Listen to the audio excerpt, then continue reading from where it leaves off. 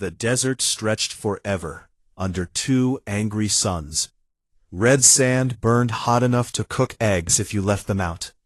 The air shimmered like water, but there was no water anywhere. Heat pressed down hard, making every breath feel thick and heavy. High above, the human ship Endurance broke apart with a terrible scream of metal. Something went wrong in the engines. Maybe a fuel line cracked, maybe the cooling system failed. No one knew for sure. One moment the ship flew smooth, the next alarms screamed, lights flashed red, and the hull tore open like paper. Pieces rained down across the dunes in a long, smoking line. Daniel Brooks woke up face down in sand. His head hurt. Blood ran from a cut above his eye. He pushed himself up on shaking arms. His mechanic's jumpsuit was torn at the shoulder, and the left sleeve hung in rags. The crash had thrown him clear of the main wreck. Around him lay broken panels, wires, and chunks of engine. Smoke rose in thin black lines. He coughed. Sand stuck to his lips and teeth. "Anyone alive?" he called. His voice sounded small in the huge empty place. A weak answer came back. "Over here." Daniel turned. About 50 meters away, Laura Mitchell crawled out from under a bent piece of fuselage. Her dark hair was full of sand. One side of her face looked red and swollen. She waved once, then sat down hard. Daniel walked over, stepping around sharp metal. "You okay?" "Think so," Laura said. "Leg hurts, but I can move." "You?" "Headache. Nothing broken." He looked around. "How many of us?" Laura shook her head. "Don't know yet. I saw Chris near the tail section. Megan was in the cockpit when it happened. Kevin? I don't know." They found 3 more survivors in the next hour. Chris, a tall man with a quiet voice, had a burned hand. Megan, short and quick, limped from a twisted ankle. Kevin sat against a rock, staring at nothing. A piece of metal had cut his side, but the bleeding had stopped. 5 people, out of 32 on the ship. They gathered what they could: water bottles, a few ration packs, 1 working radio, a medical kit with bandages and pain pills. The big distress beacon was dead, smashed flat. Daniel looked at the pieces and felt a knot in his stomach. Fixing that would take time, a lot of time.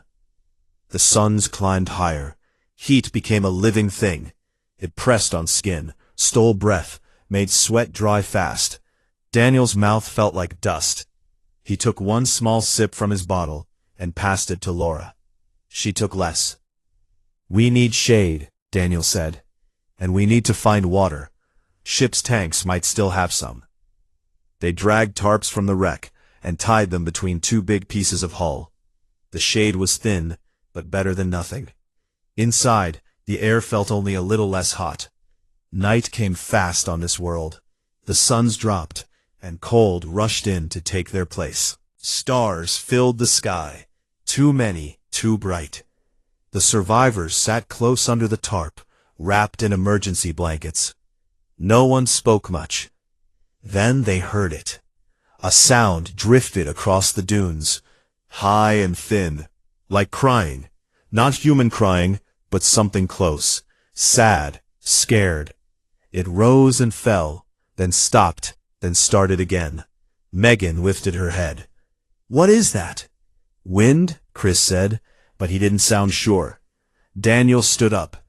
"It's coming from that way." He pointed toward a low ridge of sand about half a kilometer off. The crying came from there. Laura touched his arm. "We should stay put. We don't know what's out there." "I know," Daniel said, "but if something is hurt, maybe we can help. And maybe it knows where water is." Kevin laughed, short and bitter. "We're the ones who need help." Daniel looked at the others. Their faces looked tired and gray in the starlight. He thought about the ship breaking apart. He thought about the friends who didn't make it. He thought about how small 5 people felt on this empty world. "I'm going to look," he said. "Anyone who wants to come can come." Laura sighed. "Fine, but we go slow, and we take the flashlight." Daniel nodded. He picked up a metal rod from the wreck, good for digging or swinging if needed.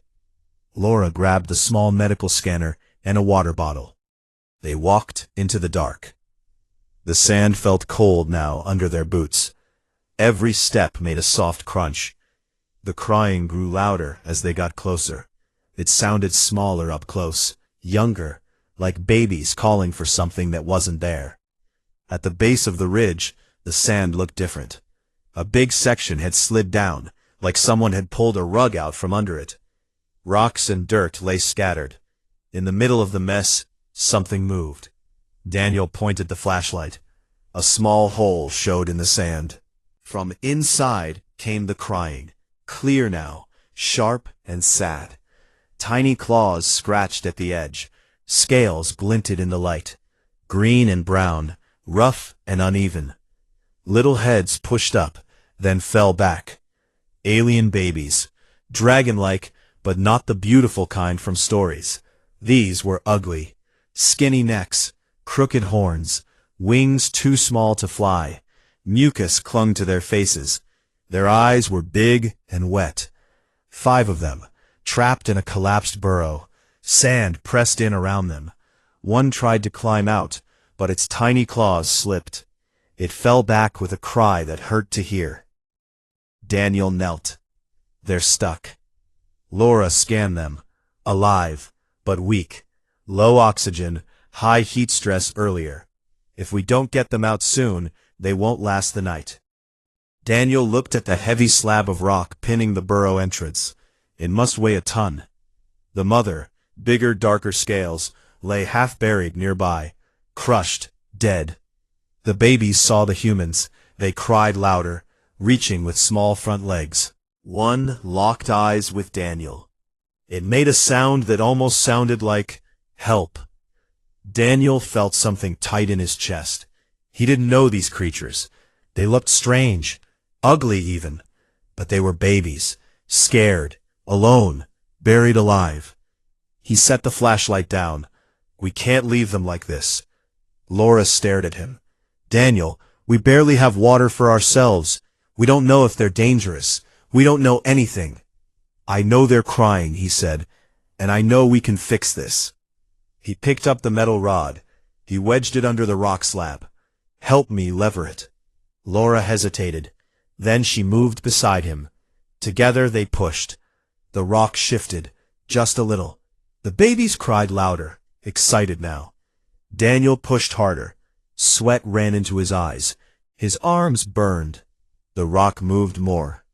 One baby got its head free. It looked up at Daniel with wide eyes. He smiled, even though his body hurt. Hold on, little guys. We're getting you out. The night was cold, but something warm started inside Daniel's chest. Something he hadn't felt since the ship broke apart. Hope. The crying pulled Daniel forward like a rope around his chest.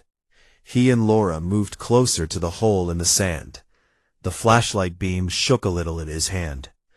The night air bit at their faces, but the baby sounds felt warmer somehow, more alive.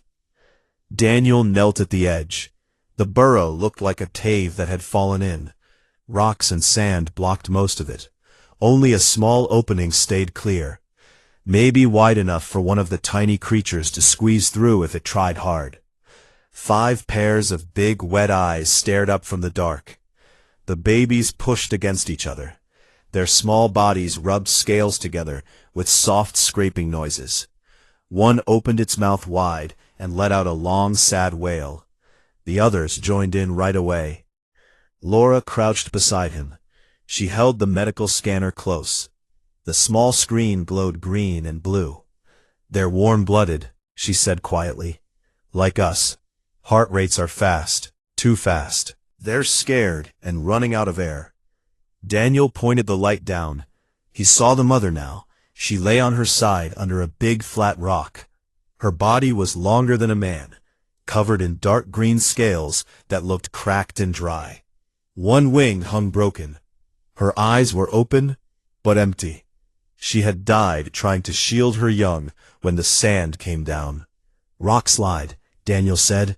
Must have happened fast. She didn't have time to get them out. The babies cried harder. One, the smallest, managed to climb halfway up the sand pile. Its front legs scrabbled. Tiny claws caught for a second, then slipped. It tumbled back with a soft thump and a sharp cry. Daniel felt his throat get tight. He had seen broken machines, dead engines, ships torn open. But this was different. These were living things, small, helpless, asking for help in the only way they knew. He set the flashlight on a rock so the beam stayed steady. We need to move that big slab first. The one on the mother. If we lift it, maybe more sand falls loose and we can reach them. Laura looked at him. Daniel, we have no heavy tools, just that rod and our hands. And if the sand shifts wrong, it could bury them deeper. Or us. I know, he said, but look at them. They're not going to last till morning. The cold is already getting to them. See how they huddle? The babies pressed together in a tight ball. Their small wings fluttered uselessly. One kept looking up at Daniel. Its eyes caught the light and shone like wet stones. It made a softer sound this time, almost like a question. Daniel took a deep breath. The cold air burned his lungs. I'm not leaving them to die like this, not after what we've already lost today. Laura stared at the scanner for a long moment. Then she nodded once. Okay, but we do it smart. We brace the sides first, so nothing collapses. Daniel found two long pieces of metal from the shipwreck nearby. They were part of a support strut, strong but not too heavy. He jammed them into the sand on both sides of the hole, like posts. Laura helped pack sand around the bases to hold them steady. Then they went to the big rock. It was wide and thick, maybe the size of a small car. Sand covered half of it. Daniel wedged the metal rod under one edge. Laura found a flat stone to use as a fulcrum. They counted to 3 and pushed down together. The rock moved a tiny bit. Sand trickled down the sides. The babies went quiet for a second. Then they started crying again, louder, faster. They knew something was happening. Daniel's arms shook. Sweat ran down his back, even in the cold. Again, he grunted. They pushed. The rock lifted more. A gap opened, maybe 30 centimeters, enough to see the babies better. They were covered in dust and sticky mucus. Their scales looked dull, like old paint. Horns stuck out at odd angles. One had a crooked tail that bent the wrong way. They were not pretty, not like dragons in old stories. But they were alive, and they wanted to stay that way. One baby, the bold one with the biggest eyes, crawled forward. It reached up with both front legs. Its small mouth opened. A high, clear sound came out. The translator in Daniel's earpiece crackled. A broken voice said one word. Out. Daniel froze. Did you hear that? Laura nodded slowly. The translator caught it.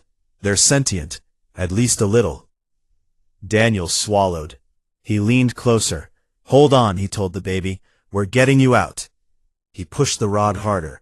Laura added her weight. The rock lifted higher. Then it slipped and dropped back a few centimeters. Sand poured in. The babies screamed. Daniel pulled the rod free and tried again from a different angle. His hands hurt. Blisters formed under his gloves. He didn't stop. After 10 minutes that felt like hours, the rock shifted enough. Daniel grabbed the edge with both hands. He lifted with everything he had. Laura pushed from the side. The rock rolled off the mother and thudded into the sand. A cloud of dust rose. When it cleared, the burrow opening was wider. The babies rushed forward. They climbed over their mother's body. Their claws scratched against her scales. One by one, they tumbled out into the open air. Daniel stepped back. The 5 little dragons stood on shaky legs. They shook sand from their wings. Their chests moved fast as they breathed deep. The cold night air made steam come from their mouths. The bold one, the one that had said, "Out," walked straight to Daniel. It stopped at his boots. It looked up. Then it pressed its head against his leg. A low, rumbling sound came from its throat. Not a cry. Something softer. Daniel knelt slowly. He held out one hand. The baby sniffed his glove. Then it rubbed its snout against his fingers. Its scales felt rough but warm. Laura watched with wide eyes. "They imprinted," she whispered, "on you." The other four came closer. They bumped against each other. One tried to climb Daniel's knee. Another curled around his ankle. Their cries had turned to quiet chirps. Daniel looked at Laura. "We can't leave them here. They'll freeze or starve." Laura rubbed her face with one hand. "We don't have much food, or water, and the others back at camp, they won't like this." "I don't care," Daniel said. He picked up the bold baby carefully. It was heavier than it looked, maybe 5 kilograms. It snuggled against his chest right away. "These are kids, lost their mom, buried alive. We're not walking away." Laura looked at the dead mother, then at the babies. She sighed. "Fine, but we move slow, and if they bite or scratch, that's on you." Daniel smiled, for the first time since the crash. "Deal." He stood up with the baby in his arms. The others followed, stumbling on short legs. They stayed close to him like shadows. The walk back to camp took longer than the walk out. The babies were weak. They kept stopping to rest. Daniel carried 2 at a time. Laura carried 1. The other 2 walked beside them, chirping when they got too far behind. When they reached the tarp shelter, the others looked up in shock. Chris stood fast. "What the hell are those?" Megan's mouth opened, but no words came out. Kevin just stared. Daniel set the babies down gently in the warmest spot under the tarp. They huddled together right away. The bold one climbed into his lap and curled up. "They're babies," Daniel said. "Their burrow collapsed. Mother didn't make it. They were trapped." Laura added, "They're not dangerous, just scared, and they need help. We can barely help ourselves." Daniel looked at each of them. "I know, but humans fix things. That's what we do. Machines, ships, people, and now these little guys too."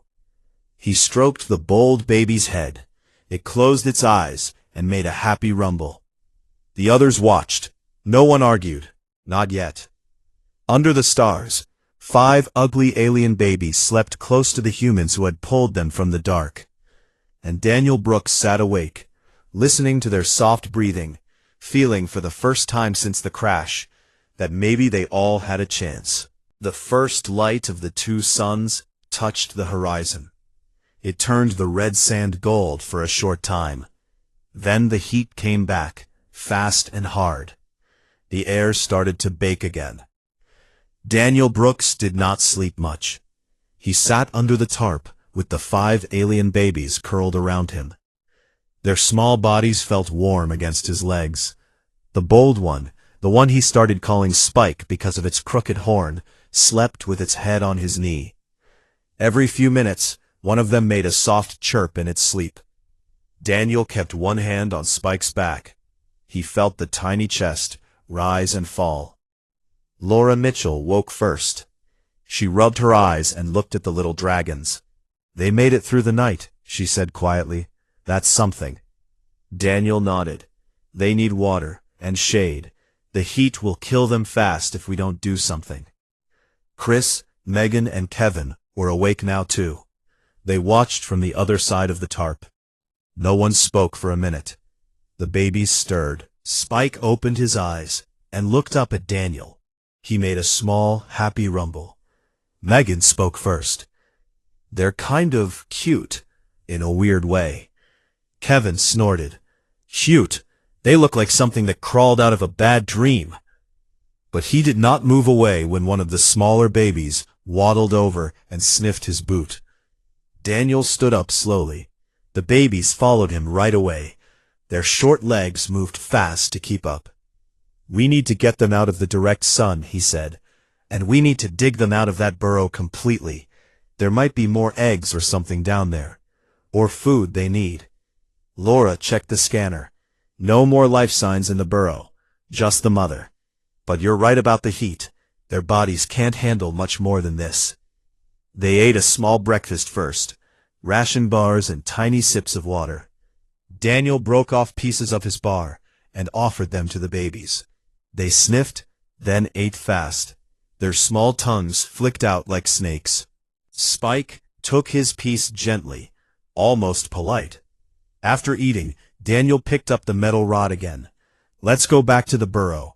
We need to clear it enough so they can get shelter, if they want. The group walked together this time. The babies stayed close to Daniel. Spike rode on his shoulder part of the way. The others scampered behind like ducklings. Chris carried one of the smaller ones when it got tired. He looked surprised when the baby nuzzled his neck. At the burrow, the suns were already high. Heat waves rose from the sand. The dead mother still lay half covered. Daniel felt bad looking at her. She had tried to save them. We lift the rest of the rocks, Daniel said. Make the hole bigger.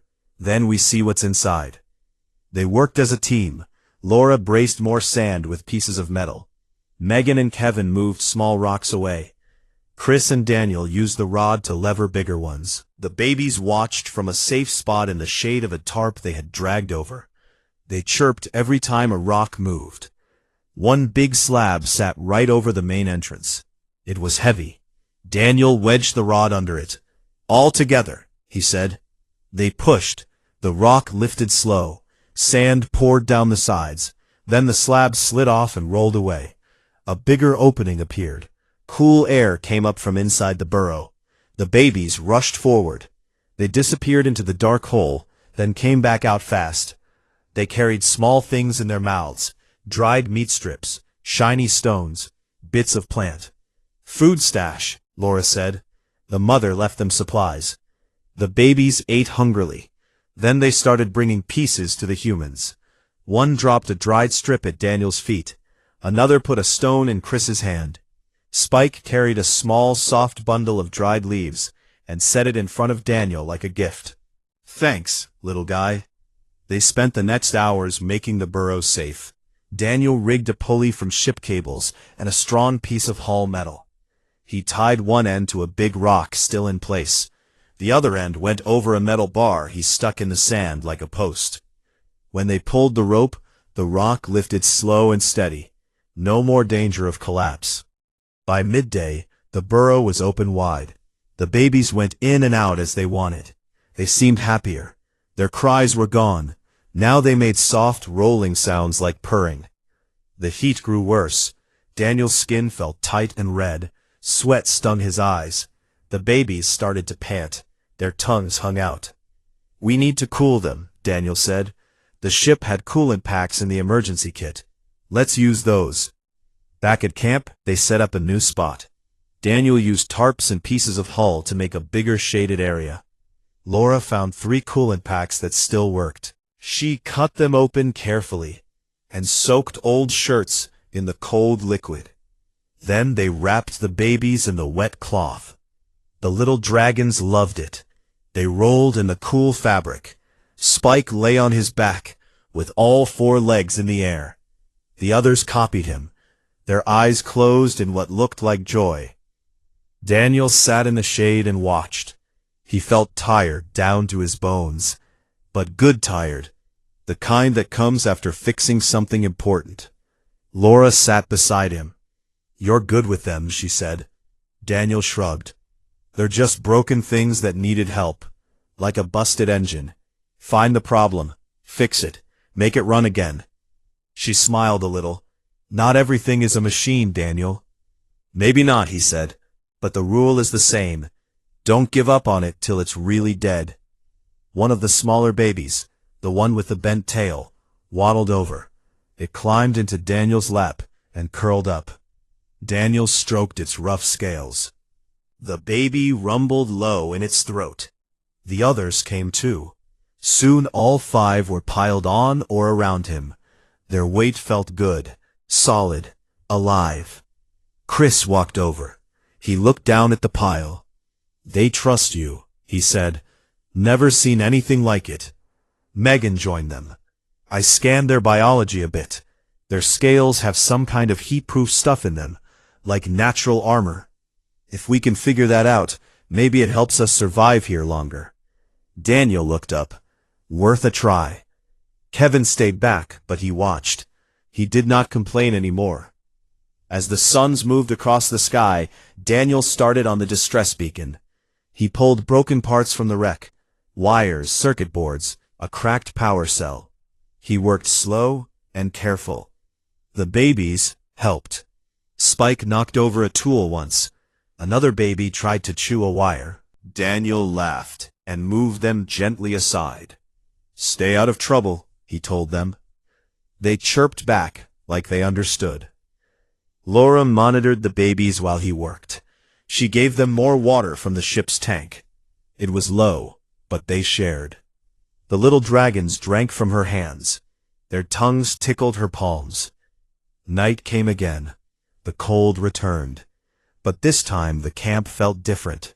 The tarp shelter was bigger. The babies had their burrow nearby for shelter. They curled up with the humans under the blankets.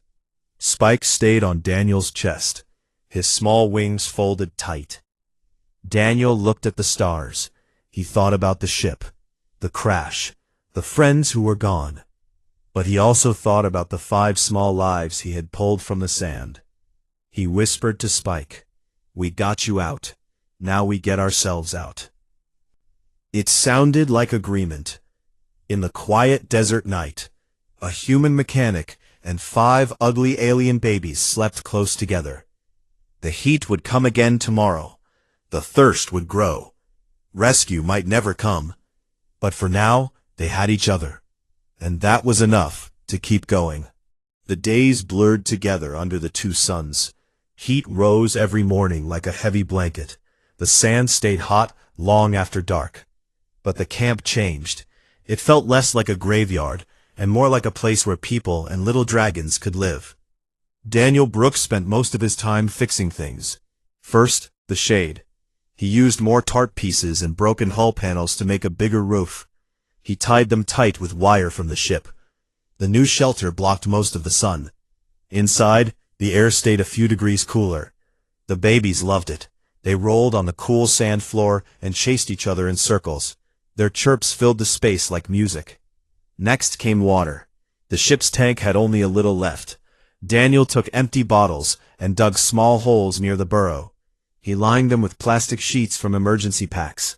At night, when the air cooled, dew formed on the plastic. Not much, but every drop counted. He collected it with a cloth and squeezed it into cups. The babies drank first. Their small tongues lapped fast. Spike always waited his turn last, like he wanted to make sure the others had enough. Laura Mitchell helped with food. She mixed nutrient paste from ration packs with water. At first the babies sniffed it and turned away. Then Spike tried a tiny bit. His eyes went wide. He chirped loud and pushed his snout into the bowl. The others followed right away. Soon they ate like they had never seen food before. Daniel laughed when one baby, the one with the bent tail, got paste all over its face. It looked like a messy kid after cake. The babies started to follow Daniel everywhere. When he walked to the wreck to pull parts, 4 or 5 small shadows trailed behind. Spike rode on his shoulder most of the time. His tiny claws held tight to the jumpsuit fabric. If Daniel stopped to work, Spike climbed down and helped. He pushed tools with his nose, or sat on a wire like it was a perch. Once he knocked over a whole box of screws. They scattered across the sand. Daniel just shook his head and said, "Thanks, buddy." Then he picked them up one by one, while Spike watched with big eyes. The other survivors changed too. Chris found an old coolant fan in the wreckage. He fixed it with Daniel's help. They hooked it to a small solar panel Daniel had salvaged. The fan blew cool air under the tarp. At first the babies were scared of the noise. They hid behind Daniel's legs, but after a few minutes they came out and sat right in front of it. Their wings opened a little. They looked happy. Megan started to like them more each day. She sat with the smallest baby, the quiet one with mismatched scales, and talked to it softly. She told it stories about Earth, about oceans, and trees, and rain. The baby listened with its head tilted. Sometimes it made soft sounds back, like it answered. Kevin stayed quiet longest, but one evening, when the suns dropped low, he walked over. He sat down near the babies. One, the curious one with extra crooked horns, waddled to him. It sniffed his hand. Then it climbed into his lap. Kevin froze. After a minute, he put one big hand on the baby's back. The little dragon rumbled low and closed its eyes. Kevin's face softened. He did not say anything, but he kept the baby there until it fell asleep. Daniel worked hardest on the distress beacon. Every day he pulled more parts from the wreck. He cleaned wires. He soldered broken connections with a small torch from the toolkit. The babies sat around him in a circle while he worked. They watched his hands move. Sometimes they chirped when he finished a piece, like they cheered. One afternoon, the heat hit harder than usual. The air felt thick. Breathing hurt. The babies panted fast. Their tongues hung out long. Daniel stopped work and carried them one by one to the coolant fan. He wet cloths with the last of the collected dew and wrapped them. Spike pressed close to his chest. Daniel felt the small heart beat fast against him. "We'll make it," Daniel whispered. "I promise." Laura came over with the scanner. "They're enzymes," she said. "I ran more tests. The stuff in their scales, it reflects heat, like a mirror. If we can get a sample, maybe we coat our clothes or the tarp. It could buy us days, maybe weeks." Daniel looked at Spike. "You hear that? You're saving us now." Spike chirped and nuzzled his chin. That night the cold came sharp again. The group huddled close. The babies piled on top of the humans like living blankets. Their bodies gave off warmth. Daniel lay on his back, with Spike on his chest.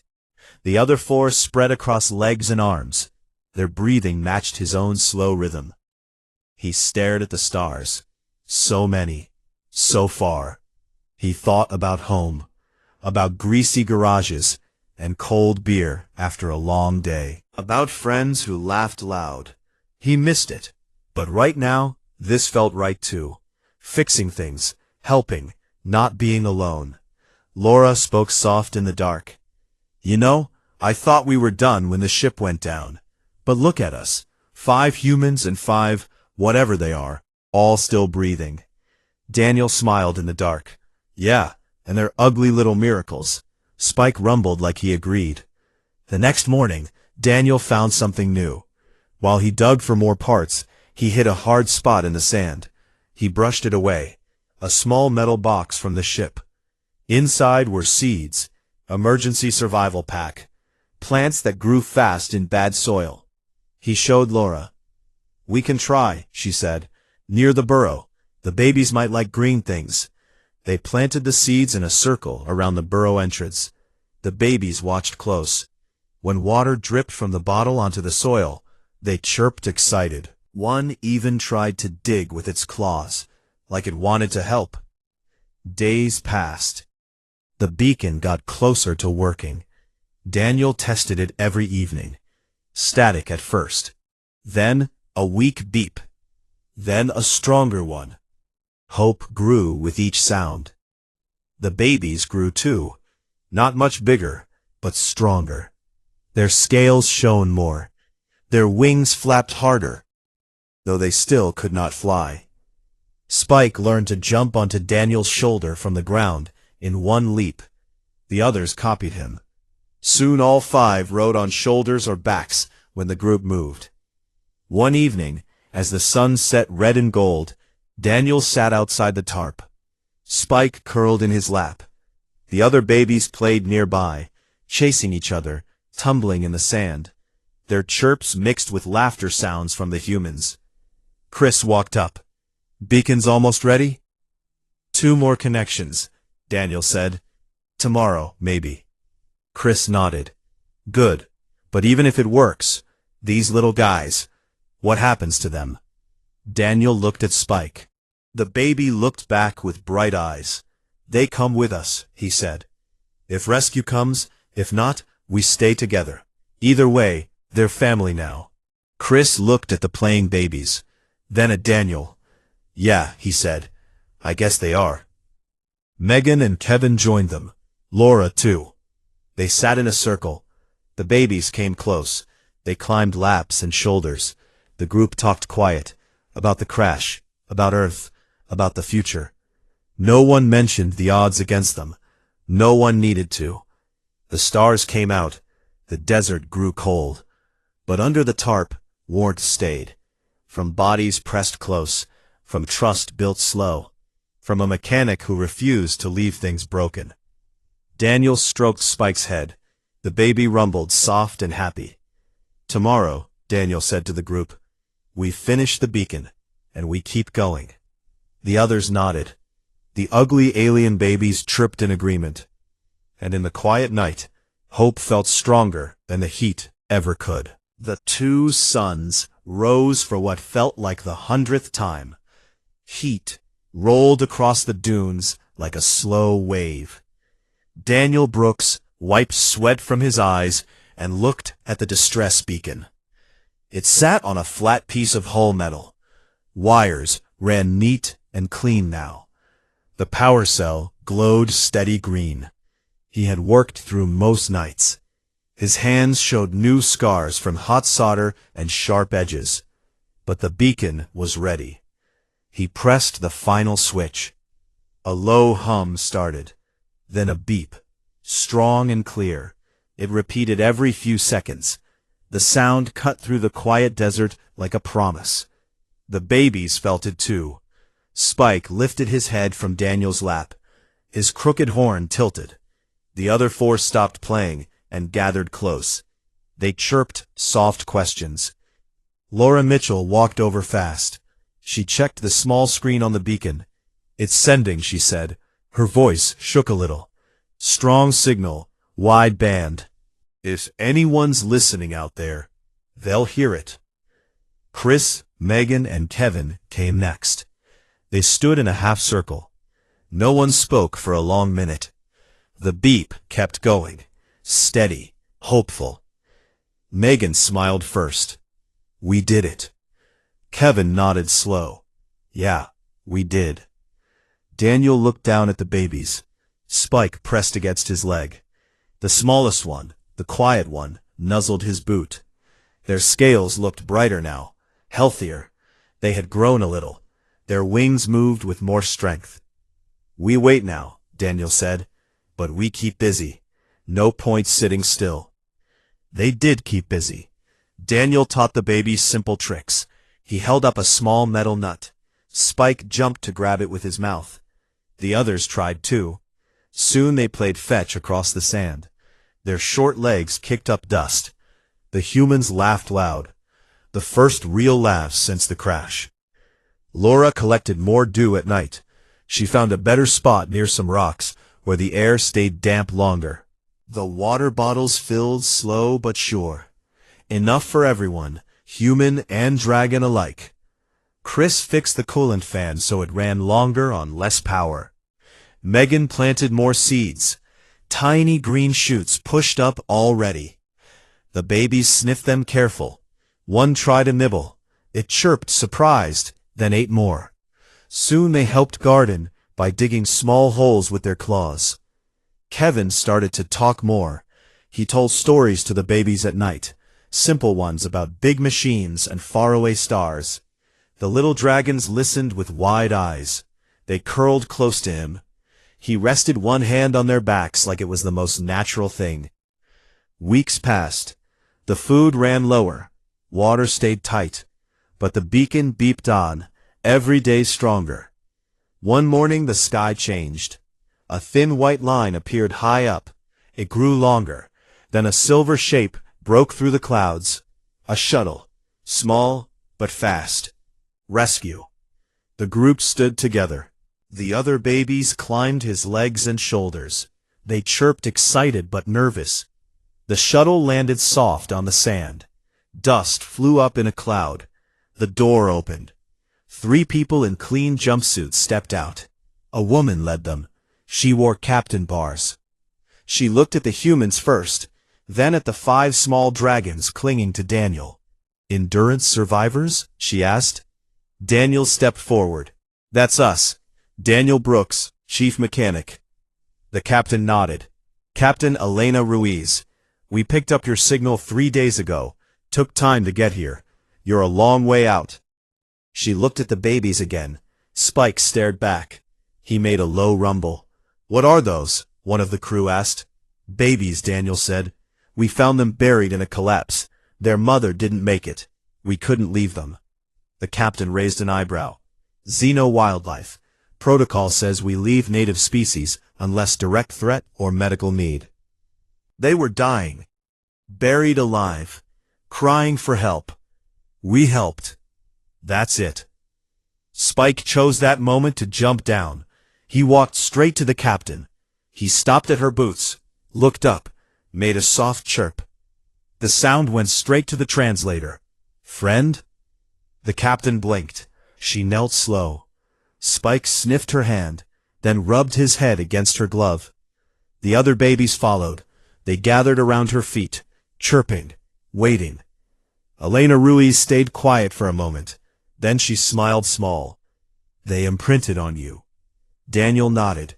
"On all of us, really, but yeah, mostly me." She stood up. "Get your gear. We lift off in 20, and bring your friends. We'll figure the paperwork later."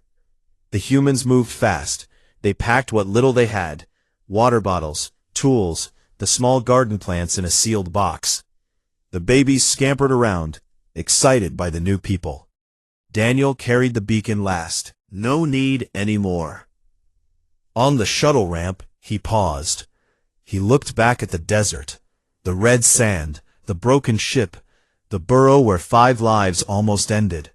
Spike tugged at his pant leg, chirped impatient. Daniel smiled tired. "Yeah, buddy. Time to go." Inside the shuttle, the air felt cool and clean. The babies explored right away. They climbed seats, sniffed panels. One sat on the pilot's console until Chris gently moved him. The captain watched from the door. "They're not what I expected from alien dragons." "They're not," Daniel said. "They're just babies who needed someone, and we were there." The shuttle lifted. The ground fell away. The desert shrank small. The 2 suns shone bright behind them. Spike curled in Daniel's lap. The other 4 piled close. Their warmth felt familiar now. Safe. Laura sat next to him. "You think they'll be okay, up there?" Daniel stroked Spike's scales. "They'll be fine. We'll make sure." Megan leaned over. "What will you call them when we get home?" Daniel thought for a second. "They already have names in my head. Spike's the leader. Then there's Bend, for the tail. Quiet, Jumper, and Stub, for the shortest horns." Kevin chuckled from across the aisle. "Good names." The shuttle climbed higher. Stars appeared outside the windows. The babies looked up too, their eyes wide with wonder. Daniel felt something loosen in his chest. The crash, the heat, the thirst, the fear. It all seemed smaller now. He had fixed the beacon. He had fixed the camp. He had fixed 5 small lives that cried in the dark. But more than that, he had shown what humans do best. They see something broken, they see something hurting, they see something alone, and they fix it. Not because it's easy, not because it's safe, but because it's right. A happy sound. Daniel whispered back, "You're welcome, little guy." The shuttle flew on, toward stars, toward home, toward whatever came next. 5 humans and 5 ugly alien babies rode together, safe, together, alive. And somewhere in the vast dark, a mechanic smiled, because some things are worth saving, no matter how far from pretty they look.